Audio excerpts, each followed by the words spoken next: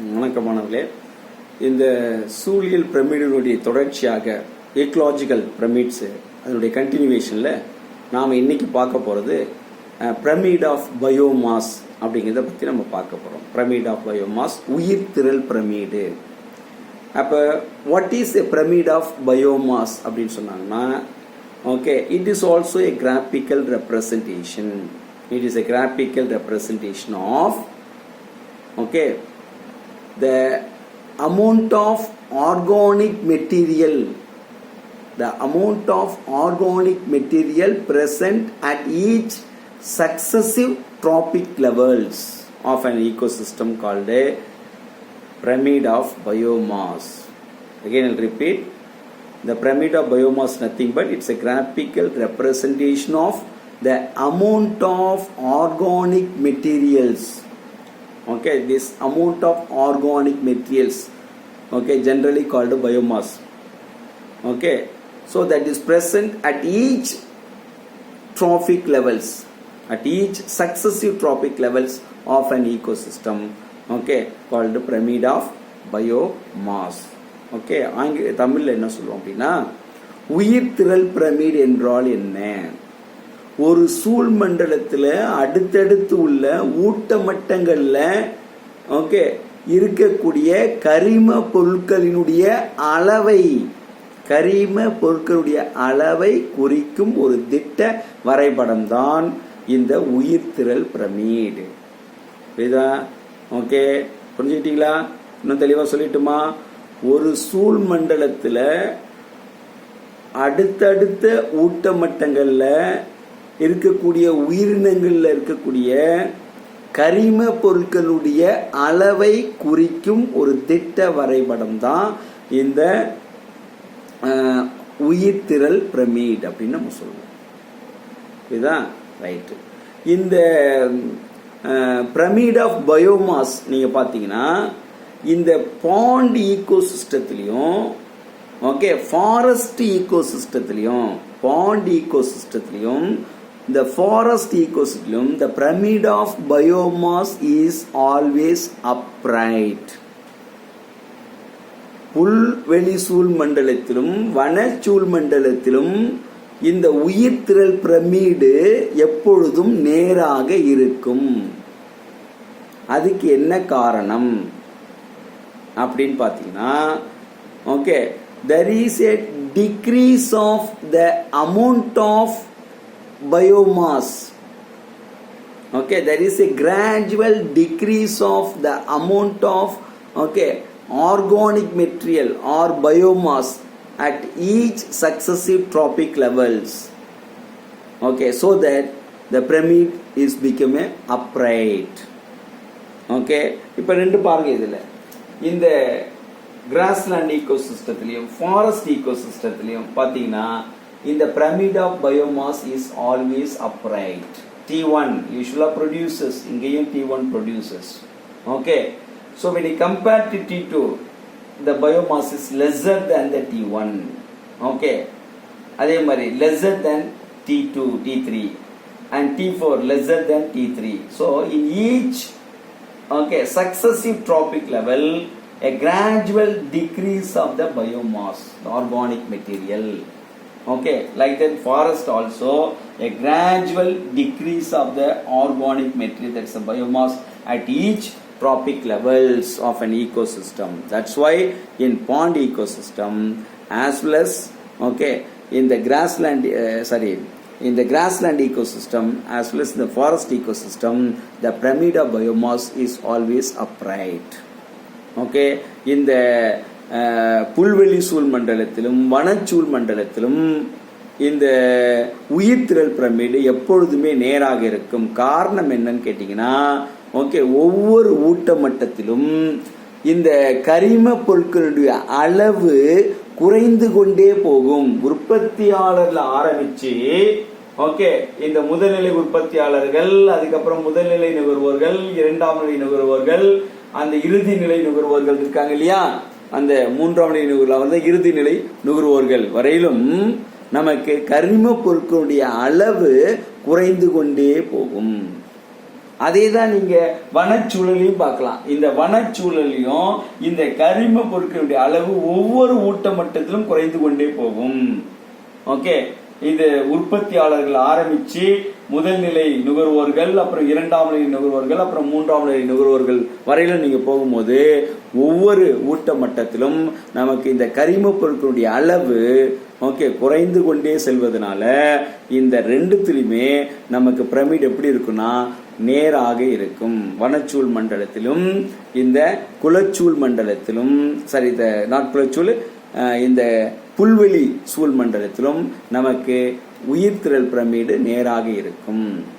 புரியுதுங்களா? ஆனா இந்த குலச்சூழ் மண்டலத்துல இந்த உயிர்த்திரள் பிரமிடு வந்து பாத்தீங்கன்னா தலைகீழாக இருக்கும். இந்த bond ecosystem, the pyramid of biomass is always inverted. Okay, தலைகீழா தான் inverted. What is the reason? Because when you look at this, okay, the topic இருக்கு பாருங்க, இதுல பாத்தீங்கன்னா இந்த producers are usually occupied by very small organism. Very small organism. That's why the biomass is very less. The least biomass present in the microorganism.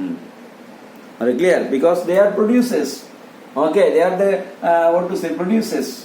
The algae, green algae சொல்றோமா இல்லையா, phytoplankton, they are the producers. Okay, so the biomass is very less. Okay, then compared to the T2, முதல் நிலை நுகர்வோர்கள், okay, and the primary consumers, their biomass is gradually increase. And tertiary consumers, okay, and large fish, their biomass is more. So at each successive tropical level, okay, there is a increase of the biomass. There is an increase of the organic material at each successive tropic level, starting from the primary consumer to the tertiary consumers. Okay, gradually it increases. That's why they become inverted in the pond ecosystem. Okay, the pyramid of biomass is inverted. அப்ப குலச்சூழ் மண்டலத்துல இந்த உயிர்த்திரள் pyramid தலைகீழ் வடிவத்தை பெறுவதற்கான காரணம் என்னன்னு பாத்தீங்கன்னா, இந்த பிரமிடினுடைய அடிப்பகுதி எப்பொழுதுமே சிறிய உயிரினங்களால, சிறிய நுண் உயிர்களால ஓகே அங்க உருவாக்கப்பட்டிருக்கு. அப்ப இந்த சிறிய நுண்ணுயிர்கள்ல கரிம பொருட்களுடைய அளவு மிக குறைவாக இருக்கும். ஓகே, அதை உண்ணக்கூடிய முதல் நிலை நுகர்வோர்கள்ல இருக்கக்கூடிய கரிம பொருட்களுடைய அளவு அதிகமாக இருக்கும்.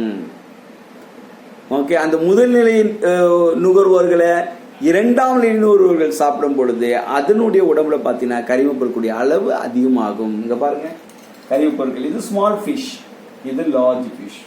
ஓகே, இது சிறிய மீன், இது பெரிய மீன். இதுல கரிம பொருட்களுடைய அளவு நமக்கு அதிகமா இருக்கும். அப்ப ஒவ்வொரு ஊட்ட மட்டத்திலும் கரிம பொருட்களுடைய அளவு நமக்கு கூடிக்கொண்டே போகிறது, அதிகரித்து கொண்டே போகிறது. அதனால ஓகே, இந்த உயிர்த்திரள் பிரமிடுல குலச்சூழ் மண்டலத்துல ஓகே இந்த பிரமிடு எப்படி இருக்குன்னா தலைகீழ் வடிவத்துல இருக்கும். இதுதான் காரணம். புரியுதா? ஏன்னா அதனுடைய உற்பத்தியாளர்கள் வந்து நுண்ணுயிர்கள், அதுல ரொம்ப லீஸ்டா தான் இருக்கும் பயோமாஸ் இல்லையா, கரிம பொருட்கள் அளவு கம்மியா இருக்கும், ஆனா போக போக கூடிக்கிட்டே இருக்கும். புரியுதா? ஸோ முக்கியமான ஒரு பகுதி தெரிஞ்சு வச்சுக்கணும். அடுத்த நம்ம பார்க்க போறது இந்த பிரமிட் ஆஃப் எனர்ஜி அப்படின்னு பார்க்க போறோம். பிரமிட் ஆஃப் எனர்ஜினா என்ன? பிரமிட் ஆஃப், அது கிராபிக்கல் ரெப்ரசன்டேஷன் தான், எல்லாமே கிராபிக்கல் ரெப்ரசன்டேஷன் தான். A graphical representation of the energy flow, the graphical representation of energy flow at each successive tropic levels of an ecosystem is said to be pyramid of energy. Okay, ஆற்றல் pyramid. அப்ப ஆற்றல் pyramid என்றால் என்ன? ஆற்றல் pyramid, so இந்த ஆற்றல் பிரமிடுனா ஒண்ணும் கிடையாது, ஒரு சூழ்மண்டலத்துல அடுத்தடுத்து ஊட்டமட்டங்கள்ல அதனுடைய உயிரினங்கள்ல இந்த ஆற்றல் ஓட்டம் இந்த ஆற்றல் ஓட்டத்தை குறிக்கக்கூடிய ஒரு திட்ட வரைபடம் தான் நம்ம சொல்லக்கூடிய இந்த ஆற்றல் பிரமிடு. ஓகே, நீங்க இந்த ஆற்றல் பிரமிடை எந்த ஒரு என்ன சொல்றது பிரமிடுகளா இருந்தாலும் சரி, அது குலசூழலா இருந்தாலும் சரி, இல்ல வனச்சூழலா இருந்தாலும் சரி, எந்த சூழலா இருந்தாலும் இந்த ஆற்றல் பிரமிடு பாத்தீங்கன்னா நமக்கு எப்பொழுதுமே ஒரு நேரான வடிவத்தில் இருக்கும். நேரான வடிவத்தில் இருக்கும். The pyramid of energy is always upright. The pyramid of energy is always upright because there is a decreases of flow of energy, or there is a decrease of energy flow at each successive tropic levels. That's why the pyramid is become upright. The pyramids have become upright. அப்படின்னா இந்த ஒவ்வொரு ஊட்ட மட்டத்திலும் ஆற்றல் ஓட்டமானது குறைந்து கொண்டே வரும். Okay, அந்த ஆற்றல் ஓட்டம் குறைந்துகிட்டே வர்றதுனால தான் அந்த பிரமிடு பார்த்தீங்கன்னா நமக்கு எப்பொழுதுமே நேராக இருக்கும். ஆற்றல் பிரமிடு எப்பொழுதும் நேராக இருப்பதற்கு காரணம் அதுதான். ஒவ்வொரு ஊட்ட மட்டத்திலும் ஆற்றல் ஓட்டம் குறைந்து கொண்டே வரும். புரியுதுங்களா? ரைட்டுமா. ஸோ இப்போ இதுவரை நம்ம இந்த ஈக்கோலாஜிக்கல் பிரமிடை பற்றி நம்ம தெளிவாக படித்தோம். மீண்டும் அடுத்த ஒரு பாடப்பிரிவில் நம்ம உங்களை சந்திக்கிறோம். வணக்கம்.